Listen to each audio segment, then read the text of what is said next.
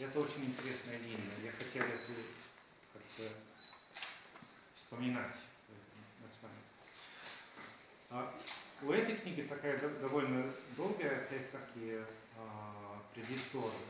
То есть мы сотрудничали уже в нескольких разных проектах. Ты приезжала к нам в Швецию, выступала в нашем семинаре, рассказывала там о переводе Библии. Да, это было, да. Это было в 13-м году, Да. не помню. Да. И вот этот рассказ «Кусок хлеба» был переведен еще в 7-м году. Да.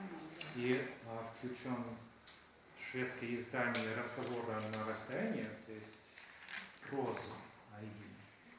Тут у нее является, рассказ является таким аппендиксом. И по ходу всех этих проектов, встреч, переводов, мы поняли, что все это нужно собрать в одну книгу и издать, чтобы все это было доступно шведскому читателю, потому что интерес есть. И тут надо упомянуть человека, без которого эта книга не существовала, а именно Анника Бекстром, переводчица, которая приезжала сюда несколько раз и которая постоянно присутствует в наших проектах.